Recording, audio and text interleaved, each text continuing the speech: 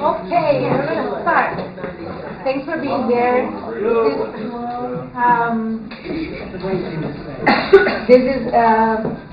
This is really special because these two human beings don't get together very often anymore, and they've done amazing things together in the past. I lived with them when I met Robert, so for a little bit, but they're a great couple in the work that they do. Our guest, Denis Matviev, he is a Peacemaker, senior advisor for Crisis Management Initiative, a Finnish organization founded by Nobel Peace Prize laureate, and our friend Robert Rivers, besides being the co-owner of Imagination Brewing Company, one of the Peacemakers of the Year, and he is also someone that works globally with international peace building, capacity building, training civilians to work in war zones. They both will have a dialogue, and you all participate as well. Enjoy. Cool.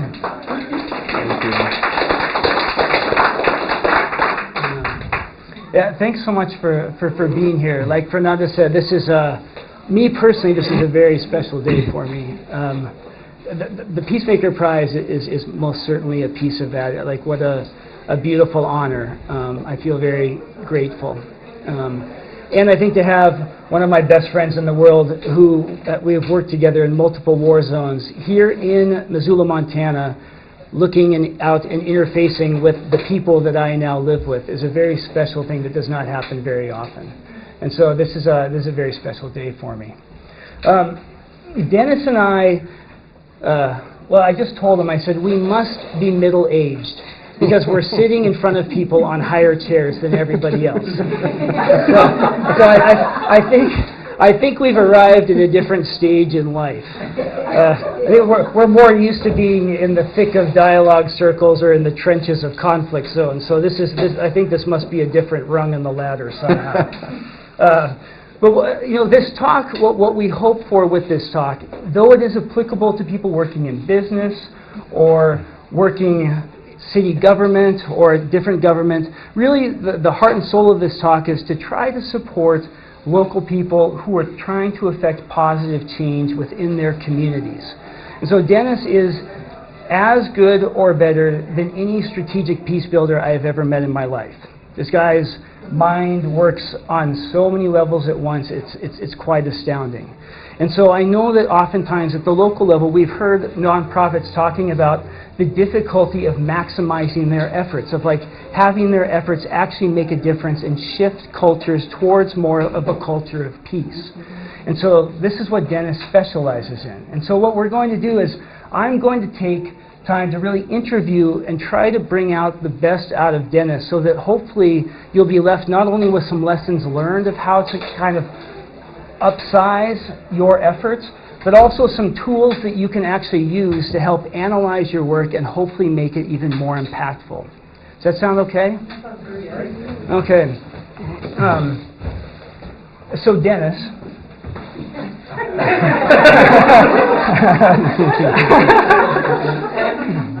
If you think about really affecting change at a community level or middle tier or on an upper level, if you want to implement a program or a project, where do you think about, like, where is your starting point for starting a program like that?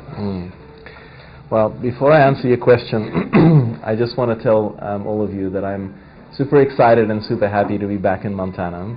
Last time was 6 years ago for the big wedding, Fernanda and Robert, and I've really wanted to come back ever since.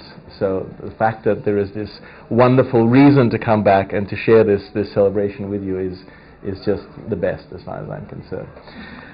Now, to the question about where to begin when thinking about change.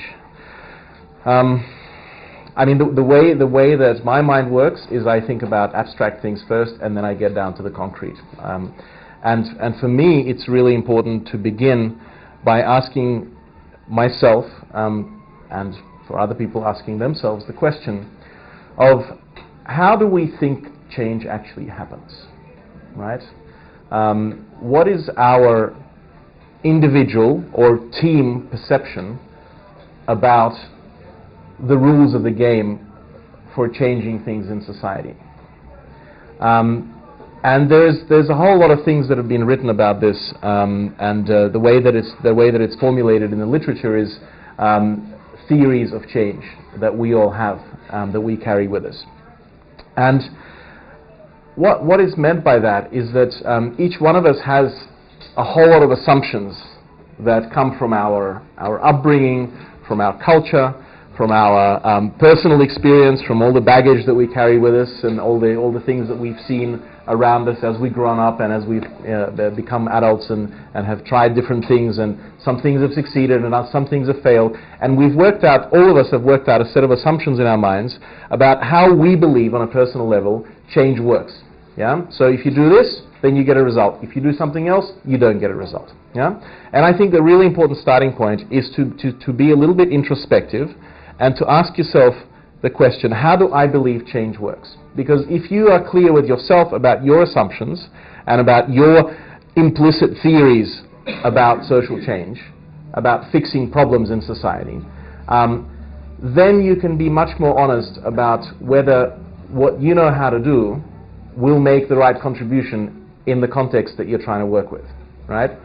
You're not going to be trying to fit a square peg in a round hole, because a lot of the time, people who work in non-profits, people who work in advocating policy change, people who work in trying to make our societies better places, they come with their ready-made solutions. They come with what they think is right, yeah, and they don't always connect it to what are the needs and what will actually work in this context. And this doesn't just mean this doesn't just affect people who travel internationally and bring things with them that they saw in their country. It also works inside communities as well. So the first question I would ask myself is, what do I believe about change? What do I think I know about how change works? And will that actually be true? Will that work in the context that I'm trying to do something about? Does that make sense? Yeah, absolutely. Do you think maybe for people you could maybe describe a project that you're currently working on, or one that you worked on in the past, and how you went about this process, like within that context of understanding what might be the most effective way of making that change? Yeah, it's actually, the thing that comes to mind is a project that we both worked on together in the Caucasus Mountains. For those of you who may not be familiar where that is, that's kind of halfway between Europe and the Middle East, between the Black Sea and the Caspian Sea. And just in a couple of words, there's a long-running conflict there, which has been unresolved for about 30 years, right? Over those 30 years, a new generation of people has grown up who have never met each other as ethnic groups. It's between two ethnic groups, Armenians and Azerbaijanis. And they're physically prevented from meeting each other. The borders are closed. You can't travel with one kind of passport to the other country. You just don't have opportunities to meet people from the other side. And you get a whole lot of propaganda about why they're evil, why they're out to get us, why the only problem that we have in the whole world is stopping these nasty people that are trying to destroy our wonderful nation. And they're mirror discourses, right?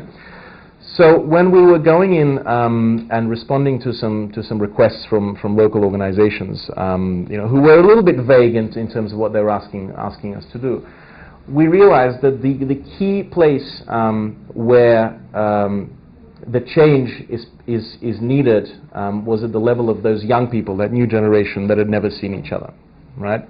And normally, you think, all right, what's happening in the official negotiations, right? What's happening between the politicians? What's happening in the media with all the propaganda? There's a whole lot of different things you can do. But in that context, we realized it was the youth that could prevent a peace agreement from being implemented. Because if the president signed something, if they finally agreed and they said, all right, we're gonna reach a compromise, it will be the young people that never saw each other and that demonized each other and that felt this hatred towards each other, who could go out in the streets and topple these governments and say, no, how could you compromise? They're enemies.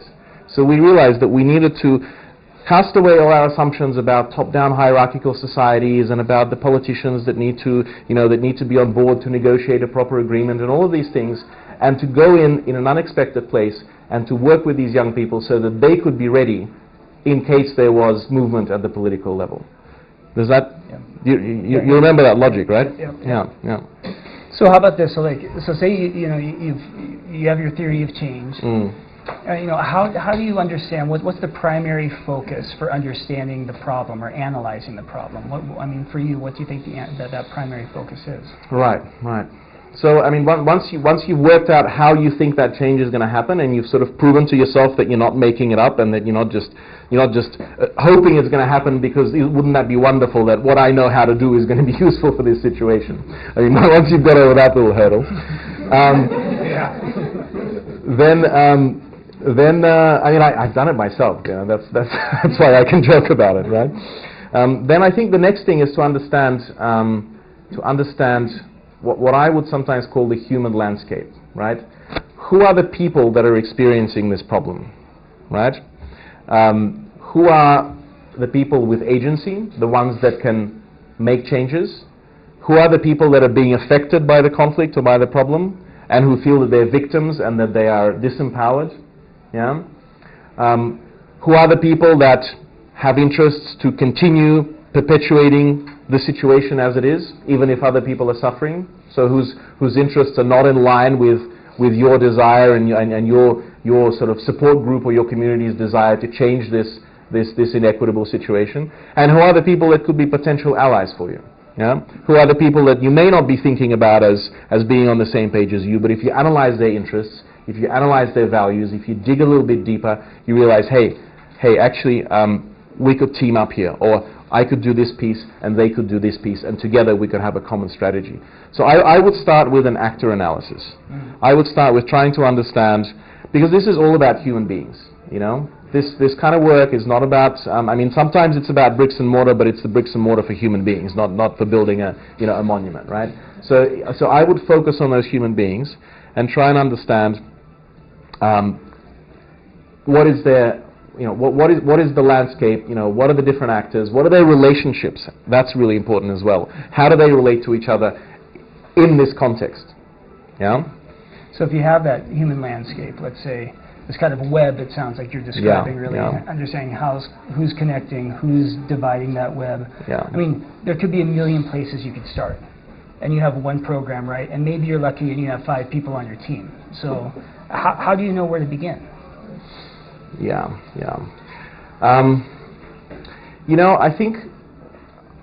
I think knowing where to begin is actually really hard. And you need to, because it's that point where you go from analyzing and conceptualizing and sort of thinking, and you've got to start acting somewhere. And how do you transfer your kind of the way that you're thinking, the way that you're relating to the problem, from reflection to action? Yeah, that's a tough transition, I think. And you have to find what I call the right entry point into the problem, the right place to begin. Yeah. And that the right entry point for me is a spot where the needs of the situation meet with your capacities to address the situation, right? So there can be a heap of stuff out there that is just urgent and important and has to be done. But you have to start where you have the biggest leverage, where your organization or your team of people, your allies, can have an impact as quickly as possible and in the most sort of multiplied way possible. Yeah. So if you know that there's someone that you're connected to on that web of actors who can make a difference, and if you can influence that one person, then you can begin a process of change. You can start there. If you know that you have access to a lot of different people, and those people, by signing a petition or voicing their concern, maybe you don't have access to the top levels of policy making, but you have access to a lot of people across the across the society, across the community. Then you can start with an action that involves those many people. I'll give you an example from Moldova, which is another country in Eastern Europe, halfway between what used to be the Soviet Union and what used to be the sort of Warsaw Pact countries, right? Sort of between Romania and Ukraine in that part of Europe. We were doing some work there with NGOs, with what you call here non-profits, I think, non-government organizations, with the assumption, right, with the theory of change, that if you get people who are organized civil society to engage with their conflict situation, that they can be empowered enough and apply this sort of bottom-up pressure, and you can start moving the political process by citizen engagement.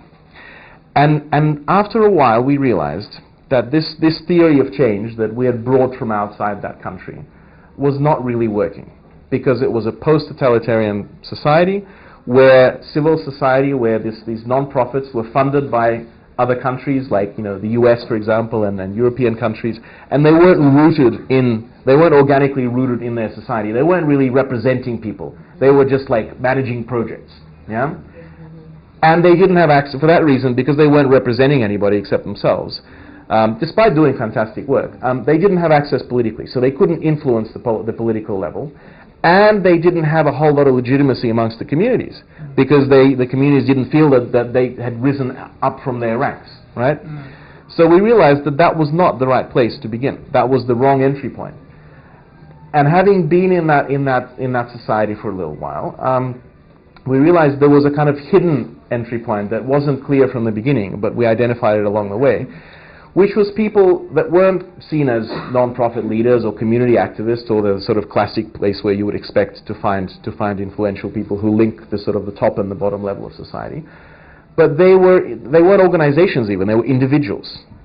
Journalists in some cases, academics in other cases, people who were considered to be experts, or people who might appear on TV and radio as a talking head and comment on something that was happening in the political process or in society. I don't think any of them had organizations, but individually they had respect of the politicians, because the politicians basically knew that they were smarter than them, right? So they would go to them for advice, informally, or sometimes they would hire them on sort of projects or election campaigns and whatever, right? They wouldn't go to the non-profits for that. And they had also this sense of what was happening in the broader society, because they were studying it as sociologists, as political scientists. As journalists, they were out there talking to people. So we started working with these individuals, and we got them together into a dialogue process. And that was the right entry point for that society. That part of society didn't have a name, so we said, let's call it the expert community. And they said, oh yeah, okay, we're okay with being called the expert community. Yeah, that's cool. That's all right. Yeah. Can you talk to the expert community on the other side of the conflict divide, from Transnistria to Moldova, the two sides of the conflict? They said, yeah, that's okay. We can talk to the other experts, because we can discuss expert stuff, right? All right, good. And how would you couch this so that you wouldn't get attacked by your politicians who refuse to talk to each other because they're in conflict, right? He said, well, let's say that we're going to write a book together. Okay, right. And you're going to meet in order to discuss how you're going to write your book together. Yeah, that works. Yeah. So that was the place where you could leverage what we could do, because we knew how to publish books, and we knew how to organize people into dialogues, and we knew how to talk to experts. Yeah. So we could leverage what we knew how to do in a place in that landscape of actors, that sort of human web, where they could influence up to the politicians and down to the society. Sorry, that was a bit long, but I get excited. I'm sorry. That's fascinating, and I think in some ways, I told Dennis, and I don't want people to think about take this the wrong way, but oftentimes I've been told by people. I've been asked, why don't you do the kind of work that you did abroad in the U.S.? And I don't necessarily say it, but what's in my mind is, because the only people that you can't work effectively with in the process for change are the ones who think they have everything figured out already. And I think that, you go into other countries and they're hungry because they see that they need change. Their families are at risk. Their children are going to grow up in a war zone if they don't make changes. And I think sometimes coming back to the U.S., I think that we have all this figured out. But oftentimes what I see people, at nonprofits doing is they're, for lack of better words, throwing crap at the wall and see what sticks. It's like we don't quite know how to engage, and the problems seem like they're growing bigger and bigger and bigger, and we don't know where those entry points are like this to be able to ripple out those kinds of changes. And so I think making the transition, you've kind of started a little bit talking about strategy.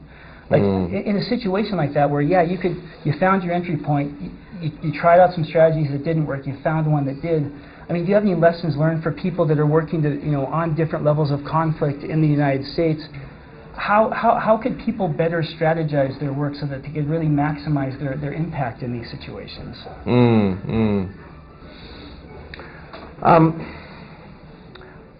you mind if I draw something on the board? Because sometimes things just get too complicated and you've got to draw a picture, right? So I'm going to draw a little diagram which you know very well, Robert, but which I find extremely useful when thinking about strategies. Because my background before I got into peace building and peacemaking, my first education was in corporate strategy, right? Like how to cheat people out of their money, basically, and make yourself feel good in the process. That could be a title of a book, right? Yeah. So you're saying this is all about redemption? It is. I mean, at least for the first 10 years, I think it was. I'm over it now. So, and what I learned in corporate strategy, which is actually super useful for social change strategy and for peace building strategy, is that strategy is all about making choices, right? You can't do everything at once.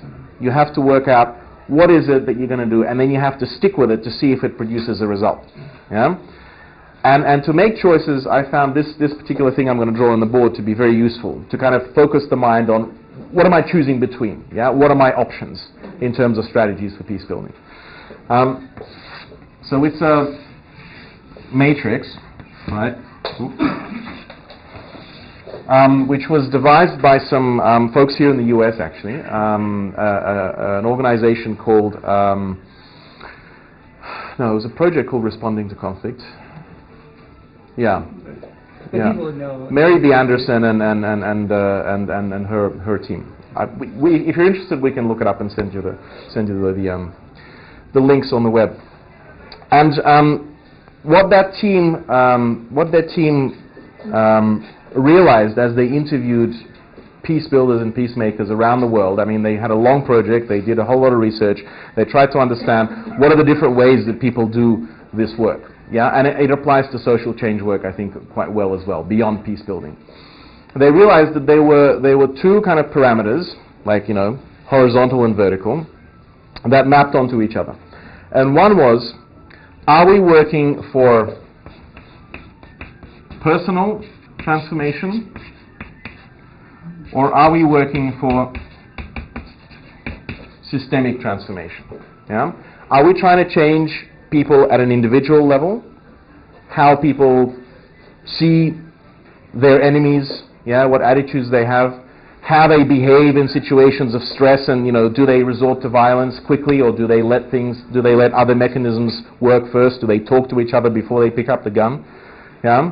How do people relate to each other? Yeah? Are they willing to meet and talk through their problems, or do they refuse to interact, and they would rather live in separate communities, and they would rather not go into each other's streets and neighborhoods and so on. So this kind of like, how do I behave in a conflict situation, or how do I behave in relation to the social change problem that you're trying to deal with? That's the personal level. Yeah? So you're trying to transform people as individuals. Yeah? So this is transformation.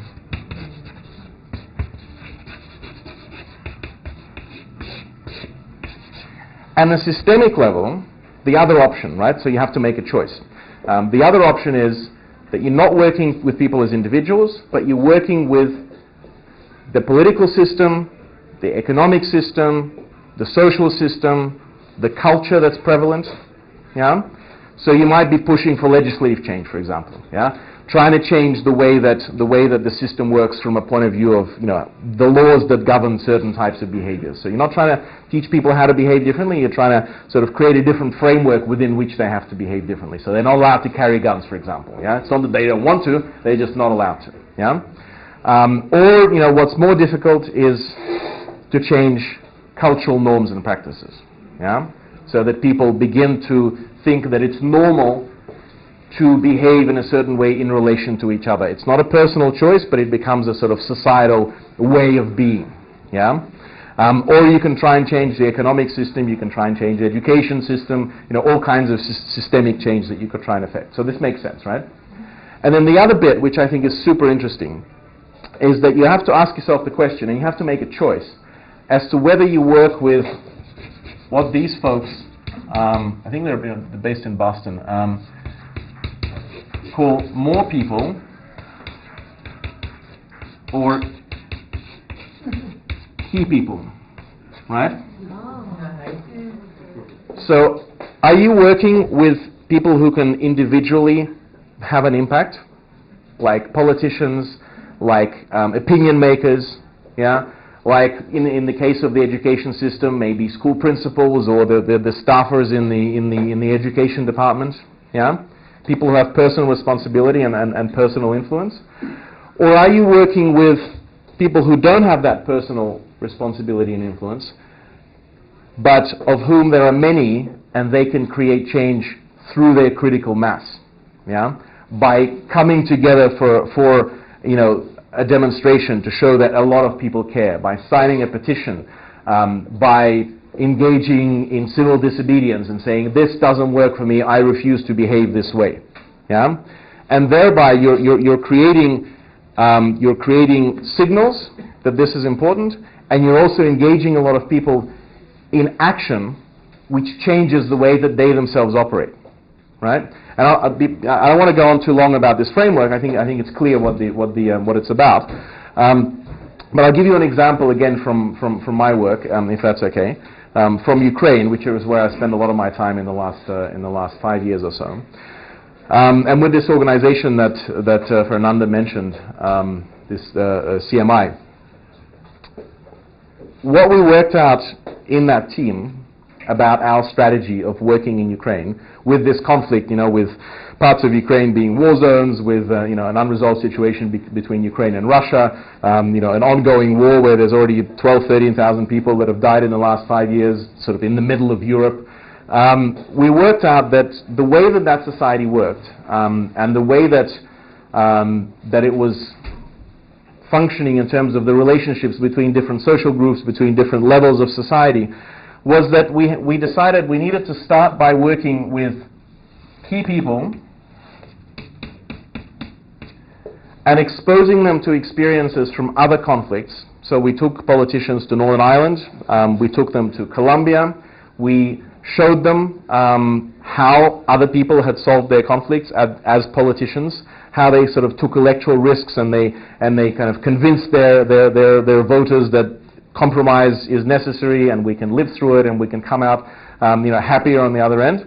So we were working with these key people on giving them knowledge and giving them a sort of experience of how they could behave differently in their positions, but not because we thought that would be enough. We were doing it in order to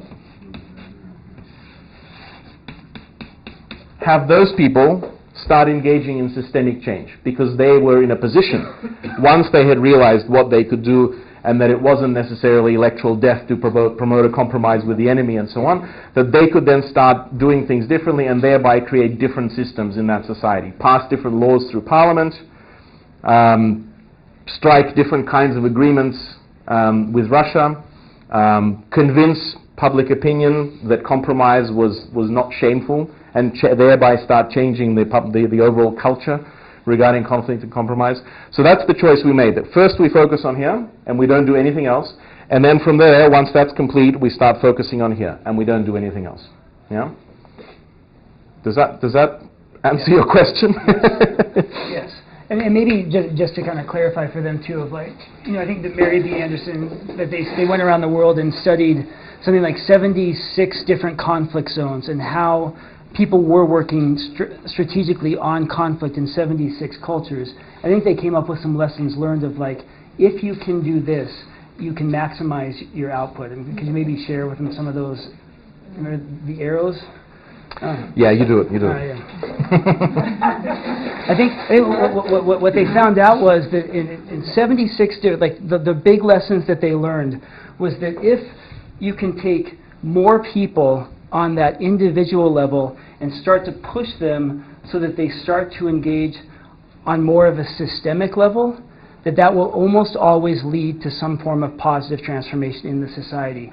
Just as, like what Dennis just did, if you can take individual key people and connect them or get them working on more systemic problems, that will almost always also positively impact the conflict. And then finally, if you can take more people on a systemic level and connect them to key people on a systemic level, that's when the magic happens. And so they said, you know, arrows going in other directions, they said sometimes it does, but it's not conclusive. You know, if you take more people on a systemic level and then you have them start a book club and they talk on an individual level, that could work sometimes, but it's not necessarily a strong lesson learned. But if you can get people moving in these directions, that this is the way that they said after 76 case studies and who knows, I think 10 years, that this is when the magic happens. So I think those would be some of our lessons learned. Would be if nothing else, I think this is one of the best kind of tools to use when thinking about how to affect change at a community level. How are we getting people to move in these directions? Because that's when we can actually affect concrete positive change in society. Could you play with that model just for a minute and speculate about the U.S. in terms of environmental issues that we're having? So Missoula is committed to 100% renewable in the next 10 years. How might activists in this community engage using that model? Sounds like a question for everybody in this room.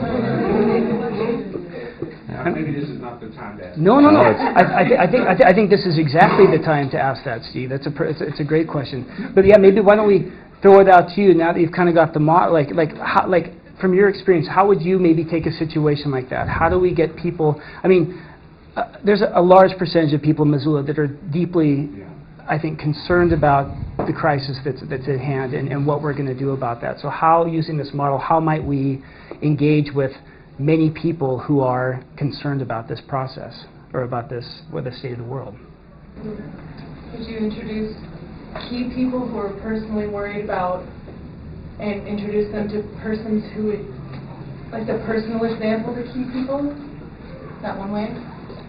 Whomever is concerned towards the negative impact, you could introduce them to someone who wasn't affected, like making the compromise not seem, how do you put it? The compromise seems bad. It was actually making it positive. Show them how it affects them positively. You mean using influential people to try and sort of convince a broad range of people about how to deal with it? So for the Missoula case put on this square, like you said, who are the actors that still do align with me, though I thought they didn't, and how can I personally introduce them? Like what persons should I introduce them to? Yeah. Whom can I introduce this key person into? That one way? So who are the people that are sort of unexpected allies? Yeah. How can I team up with them? How do I find a common ground with them so that we together can influence others? Yeah. Right? Maybe. So who are your people in your community or you know, beyond the community who could be potential allies in this? Well, the Public Service Commission has 5 members, and they are responsible for regulating the utilities in the state of Montana. But all of them are in the pocket of Northwest Energy at this point. And so would we take them to Washington State or to Idaho to talk to utilities which have radically transformed the... Yeah, Is that's that the way. what that'd be starting that upper right box and trying to influence them? So you'd be demonstrating to them other experiences which they may not be aware of, or they may not sort of understand exactly how they work and how they could work for them, right? Perhaps those aren't the correct key people to be focusing on. I know, Bill, I agree with that.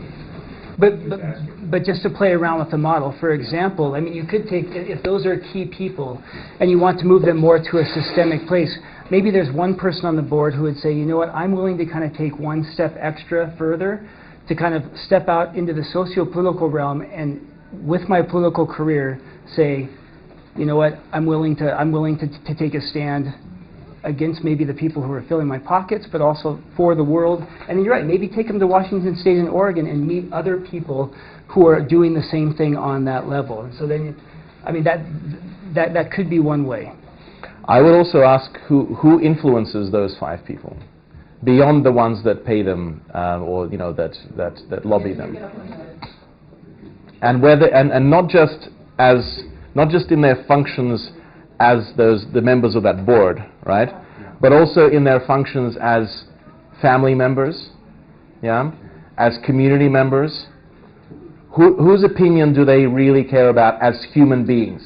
Because I think one of the really important things in this work for me has been to learn to stop treating people as functions and to treat people as human beings, no matter what level of politics they're at, no matter how corrupted or twisted their interests might be. Everybody always has that special place where you can interact with them as a human being. So as an example, for instance, I mean, I don't know, but let's say, assume these decision makers, they have children that are in high school. If there happens to be a very convincing effort, even specifically targeted toward those high schools, but at those high schools where the kids are coming home and saying, hey, Dad, you're in the Energy Commission. You really, like, what's going on? What are you doing? Don't you make decisions about that? I learned this. What's really going on? Yeah, how about maybe that? That's a way to... And it's from the opposite side, too. So you're going systemically educating children to then influence the key people, which totally works, too. So, like, if you can't go at it from the right to the left, you can often go from the left to the right. Is that... Sure. Yeah, it's a great box. I love it. It's good, huh? Sometimes it seems like it might be a question of timing as well as something coming up that is topical. Like, for instance, I went last week to a city council, well, it wasn't a city council meeting, it was actually about trees in Missoula. So they're trying to actually rewrite the code for the city that's related to trees here. And so the person giving the presentation is the urban forester here. And that role has been, kind of shifting over time. Anyway, he's got the responsibility to try to rewrite this. So until May 20th, we have a comment period for the public. Well, there's more people in this room than was at that meeting. Wow. And basically, I don't know if the word is really out for people around this at all. But it's very significant because there's a lot of development that's happening. And the main thing that the codes are written for is the new development.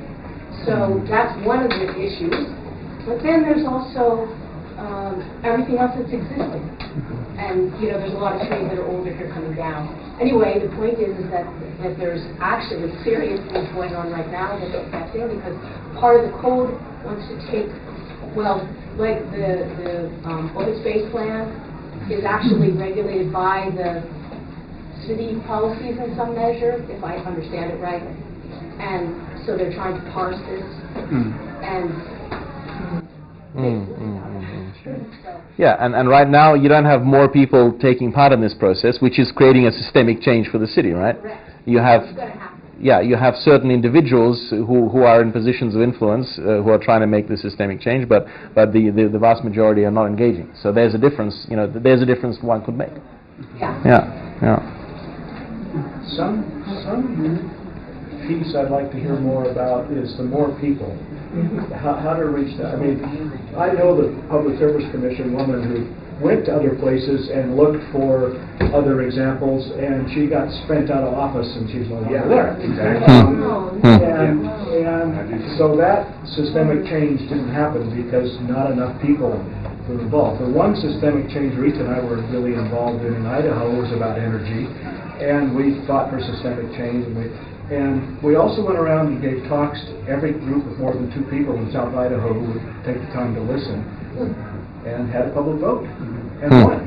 And that, but you know, that takes an amount of time and effort that's really hard to do. So comment on how you bring the more people part of this, because ultimately we're going to have to do that, because you know, Northwestern Energy is not going to listen. We're not going to have a public service commission that works until the ones that are there are voted out. Well, first I think you'd have to clarify kind of your theory of change behind that, in a way that if you have more people, that will change Northwestern Energy so that they make decisions in your favor. Right. And that's not, and that may or may not be true. It's almost like what you just said, that the first theory of change, if you have the right person on the service commission, then things will change, and it didn't. So but then you said in the other situation, if we can have as many meetings as possible and then we can do a public vote, it will actually. So see how you're already clarifying in a way. So I think that's that first stage stuff again, to think through those things. So you know, we can probably talk about more people, like how do we do that, but that doesn't necessarily mean that that's the strategy that you're going to need potentially. It might be, it might work, but it might not. It's sort of off the wall. But has anyone considered, can we possibly strike Northwest Energy? Has that ever been considered? I mean, I'm so pro-union. Yeah, right. Northwest, just not pay our bills. Everyone say, absolutely not. Because if you don't do this for us, is that possible? Is there a monopoly? I know they are. There's no way to do that. You don't want to have. You're saying bankrupt the company by just everyone not paying their bills. Never mind. Sorry, I don't need to. No, I'm not saying. Or perhaps identifying the problem is that it's a privately owned company and we have to take it out of private hands and put it in the public hands. Yes, we do. So that's, which is a different question of how do we influence people, or they're strictly for profit. Yes. And the question might be, how do we remove people who are strictly for profit and get Yes. the whole utility into the hands of the people? Yes. Which is a different question. Actually, that's the question. That is the fundamental That's question. the question we need. So that's good. So within 26 seconds, you just formulated your question. Nice work. That's quick work for one workshop. And we have a question up front. I was wondering, I would think you need to start at the personal transformation level in order to get the mass movement to make a change like that. You got to get people to buy into it first. And there's a lot of people out there who are buying into it. Education, I think, is key. Which is a systemic change. In order to effect personal transformation, first you need to change the system, right? I mean, I've been in situations where there's a lot of people that are uncomfortable with what's happening, but they don't feel that they have the right, the agency, the skills to be able to do anything about it. And they're not aware that there are a lot of people who are like them, right? And when you start sort of, when you create a little mirror and you start pointing it to different parts of society, and people realize that there are a lot of them actually, and that they have the same sort of experiences and feelings, and they feel disempowered, and they don't know who else is out there, and they don't know what can actually be done, that's a first step to people starting to say, okay, well, if there are a lot of us, why aren't we doing anything? What can we do? And then maybe what you can do in terms of personal transformation, once people realize that they have potential relationships with other people who are like them, then you can help them to get the skills to be able to act together, to connect them and then to act together. So, I mean, changing public opinion is really hard. And sometimes it's necessary, but I think that it's easier to do if you've already done everything you can with those people that are already kind of thinking in a similar way to you. Because then you start a big wave, and it's easier to change the opinion of the others as well. The ones that are kind of unsure, when they see the big wave, they might change their mind. And you sort of go further and further out towards the people that are really sort of hardcore against your ideas. Maybe connected to that, Dennis, because I know that you've worked in a lot of dialogue projects with people and brought them through processes to actually be at this stage where they're making decisions together. And I think like right now we live in a highly polarized society, right? I'm not offending anybody by saying that out loud, am I? But I think that we have as Americans, we have a very binary thought process that like either we're not ever going to work with those people, or we have to be working with them right now. And why can't we work with them? And why isn't this working? And I think that we don't know that there's a process that has to happen before that. And I think I'd like to maybe hear from you, like, how, you know, if we're going to make these decisions together, whether it's trees or energy or whatever, how do we get to the point where we can actually work together on these things to be able to sit down to get to this stage of identifying? You mean not just trying to convince people that you're right, but dialoguing with them about why do they feel differently and where can you find the connection points? Is that what you're referring to? Okay. All right. Can I draw something else on the board? All right. I'm going to draw it there so you can move your chair this side. All right.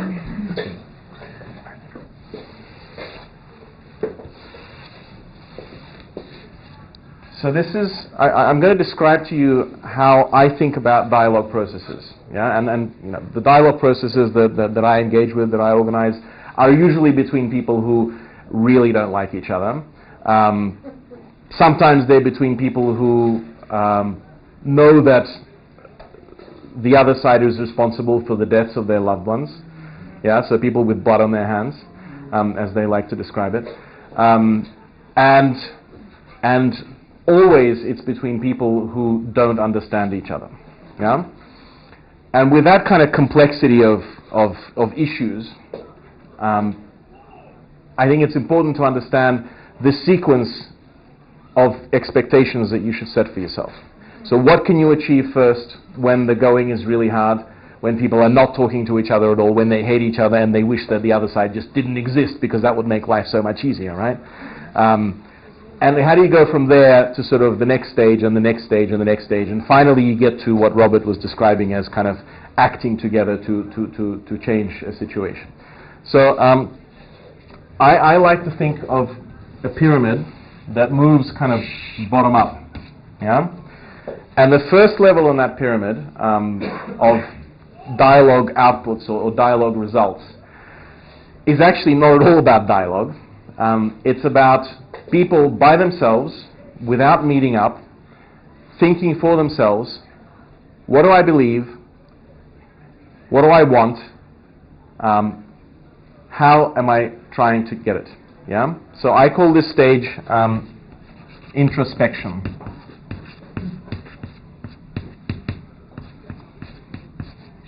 It's been a while since I've written with chalk, man. So people separately thinking for themselves, where are they at?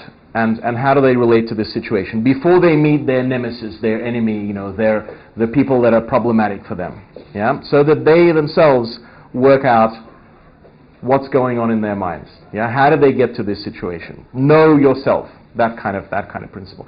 Sometimes this, you know this very well, Fernanda, sometimes this needs work in healing the trauma that people are carrying with them from the conflict. Yeah? The hatred, the negative experiences, the violence that people might have experienced. How do they work through that? Start recognizing how that's affecting them before they jump into dealing with the person that they think has been causing that violence and that hatred.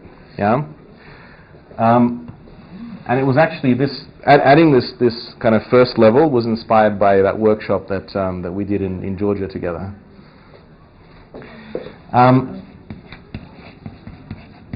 Then the next level is contact, yeah, or encountering, as some people call it. The mere fact that you are willing to accept the possibility of being in the same space as your nemesis is already something that needs to be valued, yeah, and something that needs to be prepared and something that needs to be thought through, yeah. Meeting somebody in the schoolyard where your kids go to school together is already something. Meeting somebody for a sports game or for something that doesn't at all relate to the problem that you have together is already progress. Yeah? And you have to think about that in a proper, concerted way. And how is that going to happen? Yeah? Then the next level, once you've achieved contact, is what I call mutual recognition. Yeah? So, could you? Yep. Thanks, buddy. And that means that when people come together, they accept each other's right to exist, right to have opinions. They accept each other's right to be relating to this conflict situation. Yeah? So the Israelis and Palestinians, for example, the hardcore ones amongst them, they refuse to accept the fact that a state of Israel should exist, or that that Palestine is an entity and they're not just Arabs and Bedouins. Yeah? So that this level where you accept the other person and you recognize them and you recognize their humanity is the next level for me. Yeah? Once you've accepted that the person has a right to exist, then you can work on mutual understanding. Yeah? Which for me means trying to empathize ultimately with what makes you tick. Why do you believe what you believe? Do you have reasons to believe what you believe? Going beyond this sort of, that those people are just stupid, or they'll never understand, or how could they vote for whoever they're voting for? But actually getting inside their shoes and working out what they're afraid of, yeah, what they want, why are they behaving the way they're behaving, and being able to kind of recognize that and say you have a right to exist, but you also have a right to your discourse, to your narrative, to your belief system. Yeah. So then you have mutual understanding. Then the next level is when you jointly analyze the problem. Yeah, joint problem analysis. And you don't just say, the problem is that you guys invaded us and you broke international law, and the other side says, no, the problem is that you were killing your minorities and we needed to invade to protect those people. Yeah? You actually start coming together on having a common definition of what the problem is. Yeah? You start having a joint, sort of a shared analysis of what are some of the causes, how is it affecting people, what are the reasons why nothing is being done, yeah? And you start having a common language about the nature of the problem. Now, you may not have complete mutual understanding before you get to this joint analysis. And you definitely will probably never get a completely perfect shared common analysis of what the problem is, but you need to have some level of that before you can get to the next stage. And the next stage for me is, how do you identify all the possibilities that there are for solutions? Yeah? I would call it a joint search for solutions. Yeah? It's an open-ended process. It's not trying to find the silver bullet. It's trying to understand what could be all the crazy things, in a brainstorming sort of way, what we call in facilitation a divergent way. Yeah? So trying to sort of open up the possibilities of what could be done to address different pieces of this analysis that you've come up with. Yeah? Crazy stuff. Just get it out there. And of course, imagine you need to have a lot of trust to be able to brainstorm together crazy ideas and not be afraid that someone's going to shoot them down or someone's going to use them against you or whatever. Yeah? So you need those levels before you can get to this level. And then once you've kind of taken up all the possibilities that you can and you've discussed them and you've put them on the table, then again jointly you try and come up with a joint comprehensive solution. So it's like making a patchwork quilt, right? Or a jigsaw puzzle. You take a piece from here and a piece from there, and I own part of the solution and you own part of the solution, and we find a way of sticking it all together and gluing it and creating something which is not going to be perfect, but which we all feel addresses the different aspects of this analysis that we've come up with together. Yeah? And then, and I'm describing all of this to you because I've seen people do it. I've seen multiple times people who begin by refusing to meet, getting to this level and coming up with ideas on what they can do together. Yeah? And the final level at the very top is what I would call joint action. So you've come up with this comprehensive jigsaw puzzle of ideas that fit together somehow to try and address the different aspects of the problem, and then you have to go out there and commit to at least some of it being done by the sides together jointly to solve the problem that they share. And it could be planting trees together, it could be very practical and tangible, and it could also be advocating for a law to be changed together or turning up together at a public consultation. So it could be advocacy. It doesn't have to be sort of very concrete action, but it's something that you do together in order to put into life all of this other stuff, which can also be quite theoretical as well. And analyzing and coming up with ideas. Now you do it together. Yeah.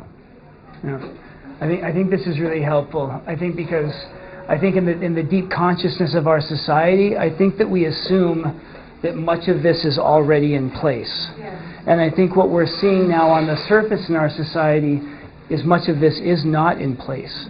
That there are deep divisions, different worldviews, different ways of seeing how things should be done in our society. And we're expecting ourselves to be at these top two levels like this, which, as you've just described, is not a realistic expectation. So, of course, people feel disempowered or powerless or frustrated or depressed because, as a society, we're not doing these things.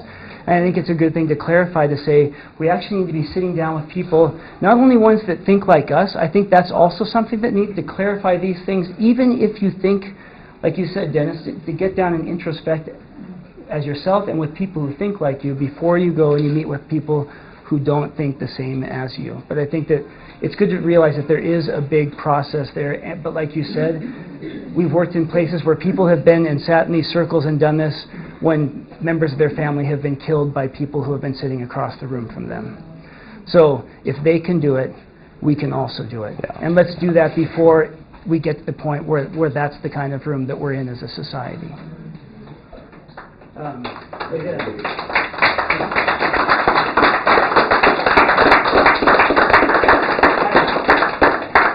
I hate to cut this short, but the reception is going to begin now for the Peace Award ceremony in this room.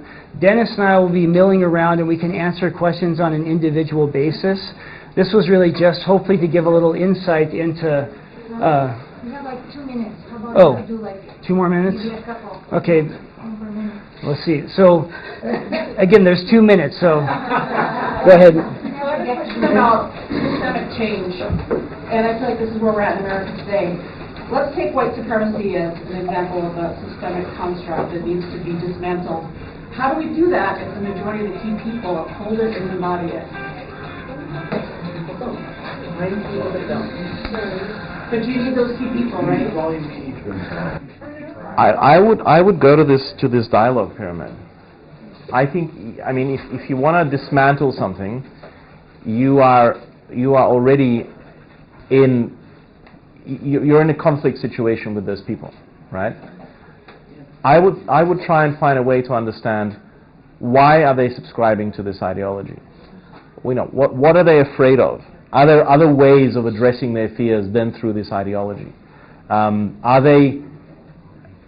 do they get to that point? Yeah. And I think it's really important to ask those questions honestly, to be like actually honestly curious about what is inside the mind of these people that you say need to be basically disempowered in the society, right? If you take away their ideology, you're going to take away their meaning. Yeah. So why do they have what they have, and what could that be replaced with? How could they have meaning in a different way? Yeah. I guess I'm thinking of Congress and the president, so I'm like at the top with it. If your key people embody it and uphold it, how do you change it? But is that if you don't have access to those people, then maybe that's not the right entry point to start with. Not your skill level. Yeah, like Dennis said, it's like your capacity has to be able to match your entry point. And so if your capacity is not to be able to lobby and to be able at some point be sitting down with Trump 2.5 weeks from now, that's probably not your entry point. So it's like maybe think about where could yours be. Yeah. Where in your community, in your sort of sphere of reach and access, can you begin that dialogue process? I don't know your context, but that's what comes to mind for me from other experiences. Okay. Well, everybody, thank you so much for being here. It was an honor to be able to...